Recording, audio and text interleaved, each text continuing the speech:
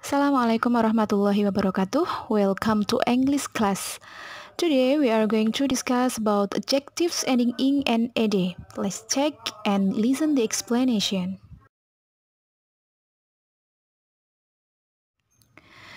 Okay, to make you easy in understanding materials, I will explain in bahasa. Hari ini kita akan mempelajari tentang adjectives yang berakhiran dengan ing dan ed. Sebetulnya kata sifat ini berasal dari kata kerja yang mana bisa dijadikan kata sifat ketika berakhiran dengan ing dan ed. Seperti pada tabel berikut ini. Contoh yang pertama adalah amuse. Amuse itu sendiri berarti menghibur yang merupakan kata kerja. Akan tetapi bisa berubah menjadi kata sifat ketika ada penambahan ing atau ed. Contoh yang kedua ada bore yang artinya adalah bosan. Bore merupakan verb atau kata kerja yang bisa berubah menjadi kata sifat ketika berakhiran dengan ing dan ed. Contoh yang lainnya bisa kalian baca atau kalian bisa mencari dalam referensi yang lain.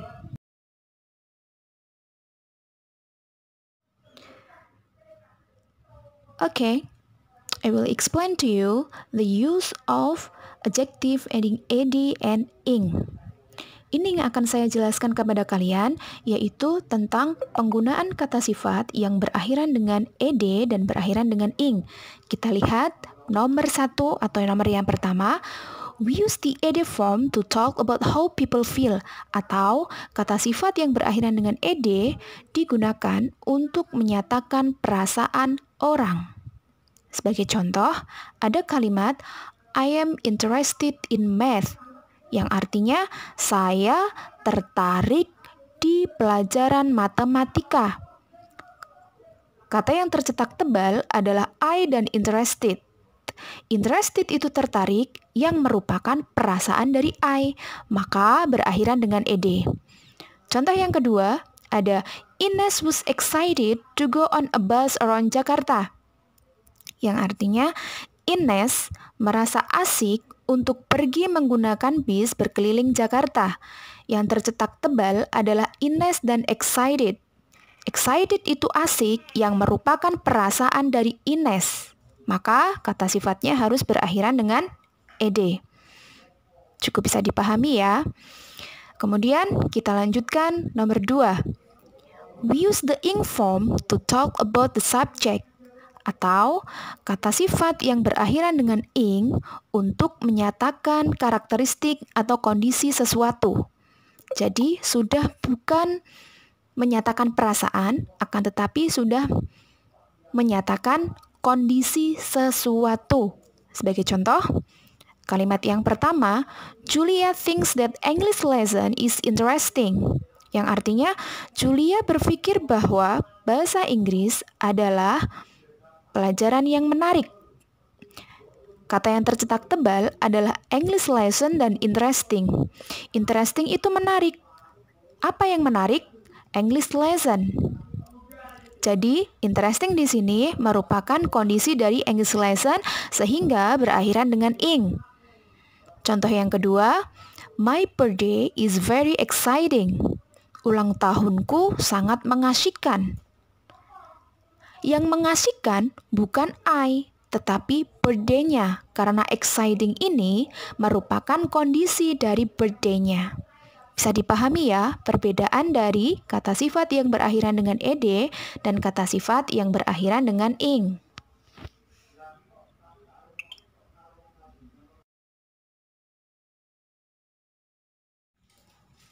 Oke, now look at to the example.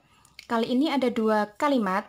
Kalian harus mengaplikasikan penjelasan saya tadi. Manakah kata sifat yang harus berakhiran dengan ed atau kata sifat yang berakhiran dengan ing?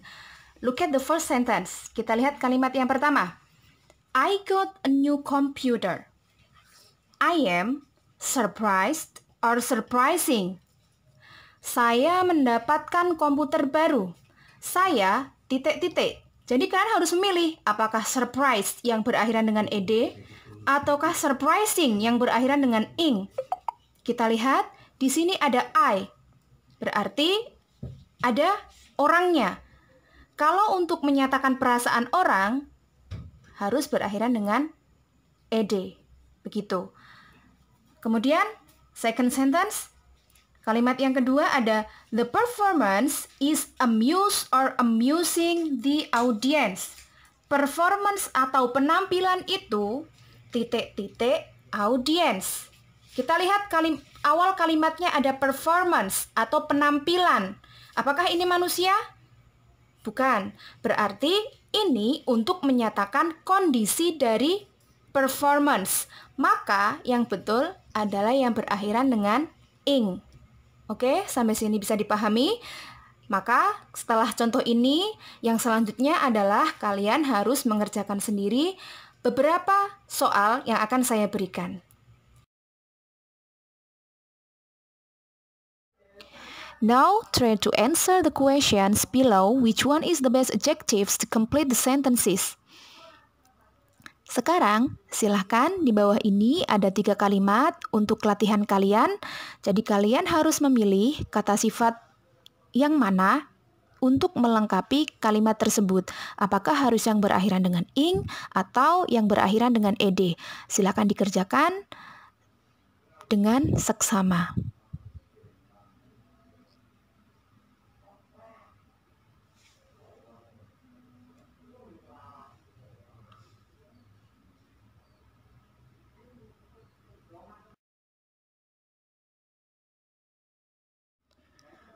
Oke, after you do your assignment, let's check the answer. Setelah kalian mengerjakan, coba kita lihat jawabannya. Apakah kalian betul semua? Oke, kita mulai dari nomor 1. Number 1, I've just read a very amusing book. Ternyata kata sifatnya menggunakan akhiran ing karena menyatakan karakteristik sesuatu, yaitu buku. Number 2, you are interested in English conversations. Nomor 2 ini kata sifatnya harus berakhiran dengan ed karena menyatakan perasaan seseorang, yaitu you. Number 3, I couldn't find the way to your house because your map was very confusing. Nomor 3 ini kata sifatnya berakhiran dengan ing karena menyatakan kondisi atau karakteristik sesuatu, yaitu map. Coba kalian lihat lagi, apakah kalian sudah betul semua? Selamat untuk yang sudah betul semua mengerjakan ketiganya. Tetapi untuk yang belum, silakan kalian harus lebih giat lagi untuk berlatih.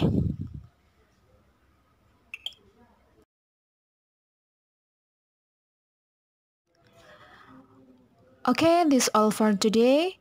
Thank you very much and see you on the next materials. Don't forget to keep healthy, keep clean, wash your hands and stay safe.